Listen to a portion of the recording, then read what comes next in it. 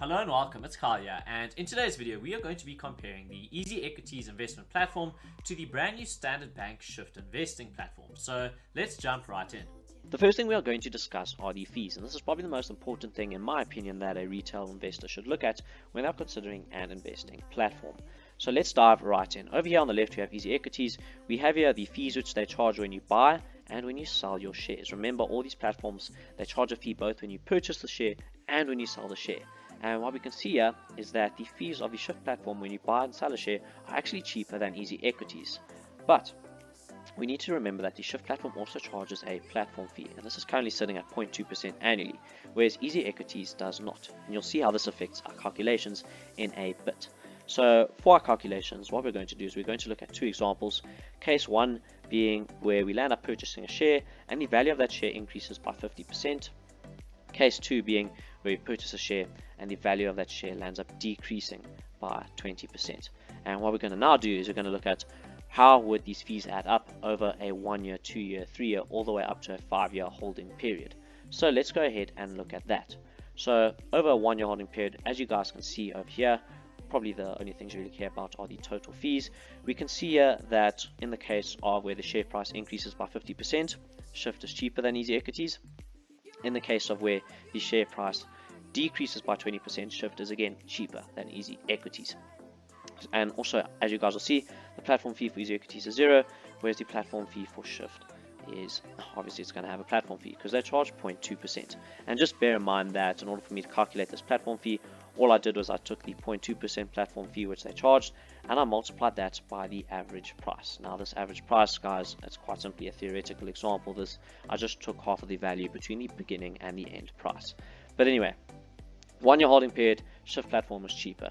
If we go into a 2 year holding period, a 3 year holding period, you guys can stop the screen if you want to, a 4 year holding period, and a 5 year holding period, what you begin to see is that the EasyEquities platform becomes the cheaper one.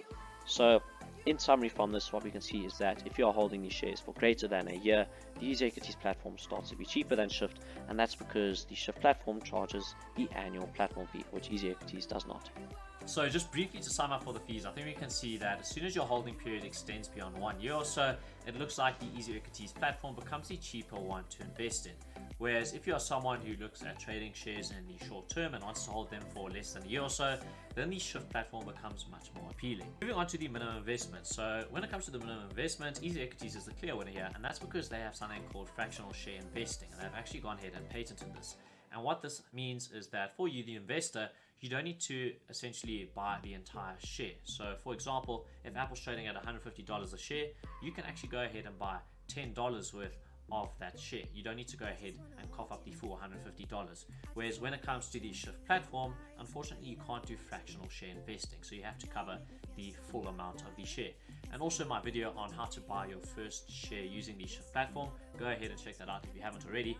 I found that I needed to invest a minimum of $50 if these shares were under a share price of $50. So also just bear that in mind. But for this one, EasyEquities is the clear winner. Moving on to the shares, and this one is going to be another one for EasyEquities, and that's because when it comes to the Shyft investment platform, unfortunately you can only invest in American shares. Whereas on the EasyEquities side, you can invest in American shares as well as South African and even Australian. So a big win here for the EasyEquities platform. That brings us to the next one, which is functionality, and this is somewhere where the Shyft platform shines. Now, one of the beauties of Shyft is that it's not just quite simply an investing platform. What you can do is you can buy foreign currency with Shyft the same way you can with EasyEquities. Shyft allows you to buy dollars, Australian dollars, pounds and euros, whereas EasyEquity only allows you to buy dollars and Australian dollars.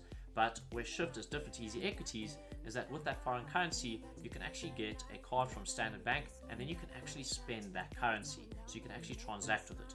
Whereas on the EasyEquities platform, unfortunately, when you convert your rands to dollars or Australian dollars, you can't transact with it. All you can do is actually buy shares. So that's one of the beauties of the Shyft platform. And obviously it goes without saying that both of them allow you to buy shares. One of the nice things about the EasyEquities platform is that you can do a recurring investment, so you don't need to actually physically go into the platform and buy shares every time. It does have a tool which allows you to run this on a recurring basis, which the Shyft platform doesn't. But in addition to this, the EasyEquities platform also allows you to invest in things like crypto or easy properties. They also have things like retirement plans and certain bundles which the Shyft platform doesn't have. Now, EasyEquities also has a tax-free savings account, but I'm pretty sure if you signed up with Standard Bank or any bank, I mean, you can also just do it through that platform. So I don't really consider the tax-free savings account a win on EasyEquities' behalf. But all in all being said, EasyEquities does have a few other additional functions, a few other forms of investments that the Shyft platform doesn't have. So ladies and gentlemen, that brings us to the end of this video. I know it was a quick one, but I thought it would be highly valuable considering that Shyft is the brand new platform which is up and coming, and EasyEquities being the traditional giant, some of you guys may find it valuable to find out where is the one better than the other and vice versa. So that is the end, and I'll see you all in the next one.